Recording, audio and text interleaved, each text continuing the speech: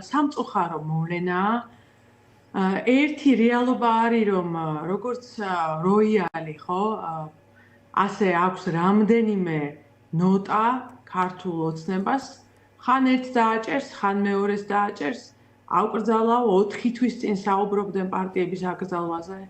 მერე გაანებეს თავი, ეხლა დაბრუნდნენ, ვიღაცებს დაუმატებენ. ეხლა ეს არის მათი პროპაგანდა, მათი დღის წესრიგში ყოფნის საშუალება.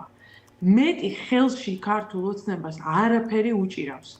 უნდა რომ ამოატივტივოს ისევ პარტიები, მიხეილ სააკაშვილი ამაზე გვასაუბროს, მაშინ, როდესაც რეალობა იმაშია, რომ მაგალითად აგერ ჯუანშერ ბურჭულაძეს დაახლოებით მილიონი ლარი ჰქონდა შემოსავალი აზარტული თამაშებიდან.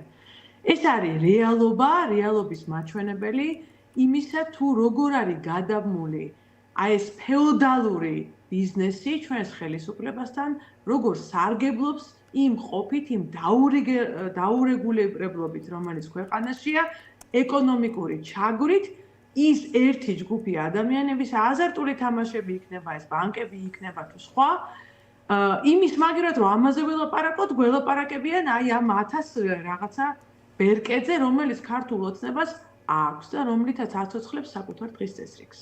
ანუ ფიქრობთ, რომ ეს რეალურად არ მივა ფინიშამდე, არამედ რაღაც თემის შემოგდებისთვის სჭირდებათ, იმიტომ რომ მართლა ხომ აქვს ჩეტანილი საკონსტიტუციაში სარჩელი და შეიძლება მიამატოს რამდენიმე პარტია. საქმე ნახეთ იმაშია, რომ როდესაც მათ გადაწყვეტილების მიღება უნდათ, ამ გადაწყვეტილებას იღებენ ერთ დღეში, ან 3 დღეში. შეხედეთ იმ კანონებს, რომელიც მიიღო ბოლოს ქართულმა ოცნებამ. შეიკრიბებიან 80 უსაქმური, ბოროტი უსაქმური, 13,000 ლარიანი ხელფასის მქონე ადამიანი, რომელიც მარტო იმიტომ იკრიბება, რომ დაიჭიროს მშვიდობიანი ადამიანები და იღებენ კანონებს დაჩქარებული წესით ერთ დღეში. ეს როცა ეჩქარება და საქმე აქვს გასაკეთებელი.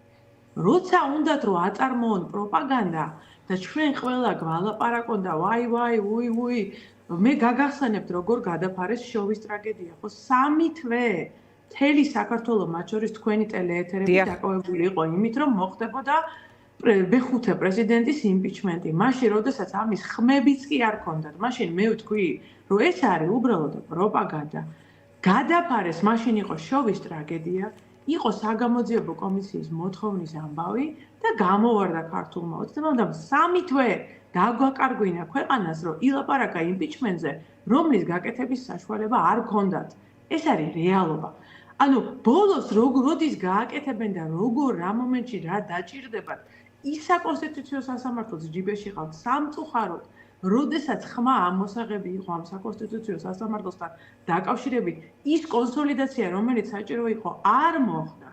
სამწუხაროდ ძალიან ბევრი ადამიანი, რომელიც დღეს გამოდის და კონსოლიდაციას ითხოვს, ბევრი ლიდერი, მაშინ კლანის თანამზრახველად მოგვევლინა ნებსით თუ უნევლიეთ. აბა როგორ მივიღეთ ის საკონსტიტუციო სასამართლო დიანად? მე კი არ დავსვი ეს მოსამართლეები იქ და მე კი არ დავსვი იუსტიციის საბჭოს შემადგენლობა. სამწუხაროდ და საკონსტიტუციო სასამართლო არის დღეს ბიძინა ივანიშვილის, იმიტომ რომ როდესაც საბრძოლი იყო კლანის წინააღმდეგ და 2018-2019 წლებში და რეალური შესაძლებლობა იყო, რომ დასანგრევი იყო ეს კლანი და არაფერი არ მოხდებოდა, რაც დღეს მოხდა. მაშინ ბევრი ადამიანი, რომელიც დღეს წარმოადგენს თავს ერის რაღაცა გადამრჩენელად, მაშინ თანამშრომლობდა სისტემასთან და კენჭიც აქვს ნაყარი ამ კანონზე, კლანის კანონ პროექტზე და ხალხიც აქვს შესაბამისი დანიშნული თავის დროზე. ვინმე კონკრეტულს გულისხმობთ ამ შემთხვევაში? ვიცი რომ სალომე ზურაბიშვილთან ჰქონდათ ამ მიმართულებით პრეტენზიები, ახლაც ზურაბიშვილი გულისხმეთ თუ ვინმე კიდევ სხვა? ამ შემთხვევაში მე მინდა რომ ხაზი გაუსვა იმას, რომ მომენტი, როდესაც შესაძლებელი იყო სასამართლო კლანისგან ქვეყნის გათავისუფლება, ეს მომენტი იყო 2018-2019 წლებში და ეს მომენტი ხელიდან არის გაშვებული ძალიან ბევრი ფაქტორის გამო. ამიტომ საკონსტიტუციო სასამართლო სამწუხაროდ არის ირაკლი კობახიძის და ივანიშვილის ხელში. შესაბამისად, შედეგი რა დადგება პარტიებზე არ ვიცი. თქვენ ფიქრობთ, რომ ეს რეალურად არ სურთ, რეალურად რომ სურდეთ, სხვაგვარად იმოქმედებდნენ. მინდა გკითხოთ ამ გაერთიანებასთან დაკავშირებით მე მგონი თქვენ გქონდათ შესაძლებლობა ამ თემაზე გელაპარაკეთ, მაგრამ პირველად ხართ ჩემი სტუმარი ამ ალიანსის ეს თქვათ ოფიციალურად დაფუძნების და ამ დოკუმენტების ხელმოწერის.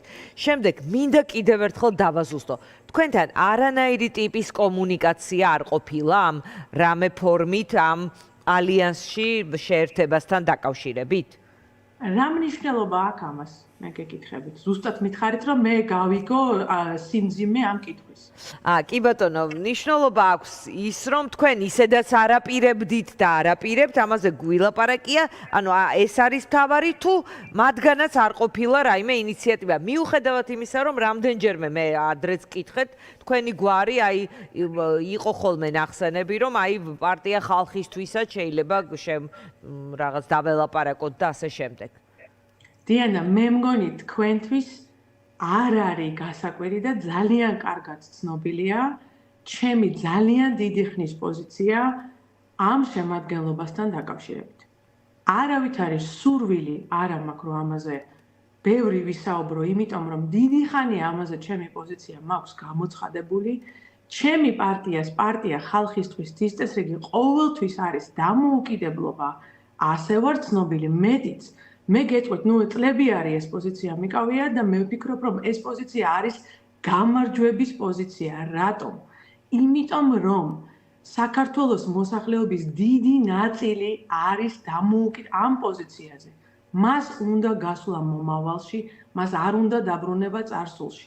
ეს მოსახლეობა უყურებს იმას, ვისაუბრებთ ჩვენ თუ არა და გვაქვს თუ არა თავი, რომ დავამარცხოთ ის ჩაგვრელი სისტემა, რომელიც არის ჩვენ წინაშე.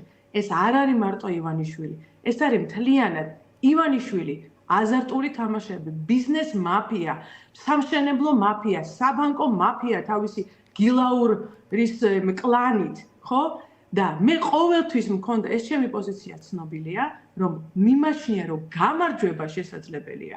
თუ ნაციონალური მოძრაობა და მიხეილ სააკაშვილი იმოქმედებს ცალკე და ის ამომრჩეველი, რა ამომრჩეველიც მათ ყავს, იქნება მათთან და თვითონ გადაწყვეტონ თავისი გემოვნების საკითხები და ის ხალხი, რომელიც ფიქრობს, რომ ხმას არ მისცემს ნაციონალურ მოძრაობას, იმ ხალხს ეყოლება თავისი ხმა. ასე გავიმარჯვებთ. მე ამას ჩემ არგუმენტს დავუმატებ. კი ბატონო, საინტერესო, ანუ თქვენ როგორ ხედავთ, იმიტომ რომ ეს ადამიანები ამბობენ, რომ ჩვენ ვართ რეალური ალტერნატივა ამ გაერთიანებით რაღაცა ქვეყანაში შეიქმნა არსებული ხელისუფლების ალტერნატივა. თქვენ როგორ უყურებთ პროცესს, პოლიტიკოსი, რომელიც ხართ ამ ალიანსის მიღმა? მე დავაფიქსირე ჩემი პოზიცია ბევრჯერ და არ მინდა რომ ალიანსზე ვისაუბრო. ალიანსზე არა, თქვენზე გელაპარაკობ, თქვენ როგორ ხედავთ თქო? კი, მე მინდა ვთქვა, რომ ჩვენ გვაქვს ჩვენი დღის წესრიგი. ჩემი დღის წესრიგი არის ყურადღების გამახვილება იმაზე, რომ ბიძინა ივანიშვილი არ არის ერთი კაცი, 1 მილიარდერი. მას ემსახურება მთელი სისტემა. ეს სისტემა არის სასამართლო, ეს სისტემა არის ის კანონები, ეროვნული ბანკი, რომელიც დღეს არის კონკრეტულად ბიძინა ივანიშვილის სამსახურში, სახელმწიფო სამსახურში კი არა, სპეციალური კანონმდებლობა მიიღეს ერთი კაცისთვის, ეროვნული ბანკი. ეს არის საბანკო სექტორი სხვათა შორის, კონკრეტულად, რომელიც პირველი იყო, მე მინდა გითხრათ, აწეული რომ იყო ერთი ამბავი და ცივილკივილი მარტში 2025 წლის ამ ხელისუფლების საკითხი ესე ყანყალებდა საერთაშორისო და შიდა აღიარების პირველი ვინ მივიდა იქ? საქართველოს ბანკის ლიდერობა. ბატონი ირაკლი გილაური გამოცხადა იქ და ესაუბრა ქვეყანაში ეკონომიკური ვითარების გამოსწორებაზე. რამე გამოსწორდა იმის მერე? არა მხოლოდ ირაკლი გილაური, ანა, მოდი ვთქვათ, ბიზნეს თავარი მსხვილი ბიზნეს მოთამაშეები მივიდნენ იმ შეხვედრაზე. მე გაგისწორებ, არა, პირველი იყო ჯორჯია კაპიტალის ხელმძღვანელობა, ირაკლი კი უცხოელები იყვნენ ვიღაცები და ასევე ირაკლი გილაური. ამის შემთხვევა, ბიზნესით რომ გამახსენეთ, დიდი მადლობა.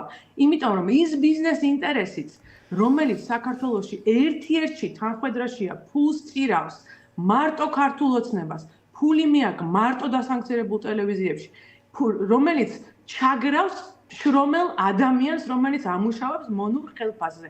აი, ჩემი ხაზი ეს არის. მე ვფიქრობ, რომ ჩვენ მაშინ შევძლებთ რამე შევცვალოთ, როდესაც გავიაზრებთ, რომ ეს ყველაფერი ერთად არის და შესაბამისად, ეს არის ჩემი ხაზი. მე ვფიქრობ, ამ ხაზს აქვს ძალიან დიდი მხარდაჭერა საქართველოს მოსახლეობაში, ყველა რეიტინგი მათ შორის ოპოზიციის, არაოპოზიციის მიერ ჩატარებული ამას აჩვენებს და ჯობია ყველა წავიდეთ ჩვენ გზაზე. ჯობია არავინ არ გამოაცხადოს მონოპოლია, ჯერ ერთი ქალბატონო დიანა, რა კოლონიალიზმია, რომ მე ახლა გამოვალ და ამერიკაში წავალ და მე მაღიარებენ იმათ რა ქვია, ლეგიტიმურ ოპოზიციად. რა არის? ეს არის რა ქვია, შუა საუკუნეებია ჩვენი საწყალი მეფეები რომ ჩადიოდნენ ხან ისპაჰანში და ხან იმაში რომ მეების მოეპოვებინათ აღიარება იმების რომ დამპყრობლების. ეს არის უკაცრავად ვინ არის მაგარი და ვინ არის ლიდერი, ეს ხდება საარჩევნო ყუთებთან. და საარჩევნო ყუთებამდე თუ ვინმეს უნდა გაიგოს, ჩუმჩუმად უნდა გაერკვიოს და ნახოს რეიტინგები და მე მგონი ვისაც საჭიროა და ვისაც ფული აქვს ის ამ რეიტინგებს ატარებს სხვათა შორის. ამიტომ ეს არის მნიშვნელოვანი არის ერთსულოვნება, არა აჯაბსანდალი, პლუსი, მინუსი ერთად რო ჩავსვათ, რომ მე არაფერი არ გამოვიდეს, მე გამოვიდეს ირაკლი კობახიძე, გამოაკრას მიხეილ სააკაშვილის სურათი და ნახევარ საქართველოს აღარ მოუნდეს რომ გამოვიდეს არჩევნებზე. ეს არის დამარცხების ფორმულა, ეს არ არის გამარჯვების ფორმულა. და გამარჯვების ფორმულა არის, რომ ხალხს 60% საქართველოს მოსახლეობის მიეცეს ხმა, მიეცეს საშუალება რომ დააფიქსიროს ვინ არის. და ერთსულოვნება მიზანი რომ ჩვენ ევროპაში შევიდეთ, ეს რა თქმა უნდა აუცილებელია. მეცაც გეტყვით, მე შევხვდი კიდევაც რუსთაველის და სხვა სამოქალაქო ორგანიზაციების წარმომადგენლებს მხარში ვუდგავარ, დავდივარ კიდევაც მარშებზე, ჩვენ პარტია დადის, გამყავს ხალხი და ის ხალხი, რომელიც აქამდე რუსთაველზე არ დადიოდა, იმ ხალხთან ვარ მე მისული და ვარ ჩვენ მისასვლელი. და ეს ხალხი არის, რომელიც შეწუხებულია სესხებით. ეს ხალხი არის, რომელიც შეწუხებულია ლომბარდებით. ეს ხალხი არის, რომელიც შეწუხებულია მონური ხელფასით. და მათ ჭირდებათ ხმა. და ეს არის ჩემი გზა. კი ბატონო, ყველა ეს თქვათ რამდენიმე ჯგუფად, როგორც მივხვდი, ან იმდენ ჯგუფად, რამდენი ჯგუფიც არსებობს, ოპოზიცია იყოს წარმოდგენილი, ყველას კონდეს თავისი ხმა და რაღაც საკუთარ ამომრჩეველთან ბმა. მთავარი არჩევნები როდის იქნება? თქვენ გააქვთ რაიმე ტიპის მოლოდინი, რომ ეს შეიძლება იყოს უფრო ადრე ვიდრე ეს წესით და კალენდარშია? მე იმასაც გეტყვით, რომ აი ეს იდეა რაც ითქვა, რაც მგონია აბსოლუტურად წამგებიანი, რომ რაღაც კაბინეტში დაიწეროს საქართველოსდან ვინ წავა უცხოეთში. აი ეხლა მე მაქვს მოწვევა და მუდმივად თანამშრომლობ ევროპულ სოციალ-დემოკრატებთან. მთელი ევროპის სოციალ-დემოკრატიული პარტიები არიან იქ გაერთიანებული. ჯერ ესეთი ეხლა, როდესაც მთელი სახელმწიფო სამართალდამცავი უწყებები მაშინ მაგათ ხელში იყო, მაგათ არ მეშინოდა მე და მე თავისთავად ეხლა იმის გააზრება არ გონია რომ ამ გაერთიანებას რაღაც სხვისი უცხოეთში წასვლის აკრძალვის ან სურვილი კონდეს ან უფლება ან ლეგიტიმაცია. ეხლა ეს იდეა როგორც პირველი იდეა ნამდვილად ითქვა ასევე პირველ რიგში თქვენ ეთერში, რომ ეს ჯგუფი გადაწყვეტს და ვინც ვერ წავა, ვინც არ იქნება ამ ჯგუფიდან ნომინირებული, ის ვერც წავა. ეხლა ეს სასაცილოა დემოკრატიაში, როგორ შეიძლება საერთოდ ესე ლაპარაკი, როგორ შეიძლება ესე ლაპარაკი? არ მომისმენია ნამდვილად. ხო, ეხლა არ დავასახელებ, შეგიძლიათ გადაამოწმოთ თქვენმა პროდიუსერებმა. დემოკრატიაში პირიქით, დღეს ნახეთ ჩვენ ვიგებთ წირე რესურსებით, იმიტომ რომ ვართ ბევრნი და ბევრგან დავდივართ აი ამ უბედური კანონების პირობებში. და ვიღაცას მოვიდა თავიდან ბოლომდე ბიძინა ივანიშვილის იდეა იქნება ეს, როგორც ბევრი სხვა, რომ სადღაც ერთ ადგილას დაიწეროს ყველაფერი, ASC-ია იulis მარტო უცხოეთში მეტი არ.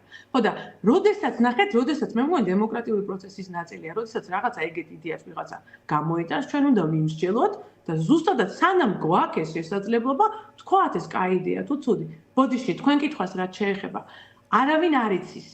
ახლო აღმოსავლეთის მონორნები მნიშვნელოვანია, მაგრამ იცით რა, ცოტა გონივრული პოლიტიკა გვინდა ჩვენ. გონივრული. არა ბავშვური რო რაღაცა, გონივრული. გონივრულ პოლიტიკაში ის მოიაზრება, რომ შევხედოთ, რომ სამწუხაროდ რეკორდულ მაჩვენებელს მიაღწია ნავთობის ფასებმა. და რუსეთმა ახლა ბოლო 2 დღე, რა საშუალებაც მას არ ჰქონდა, სერიოზული ფინანსური აქტივები შეიძინა იქიდან გამომდინარე, რომ გაძვირდა ნავთობი.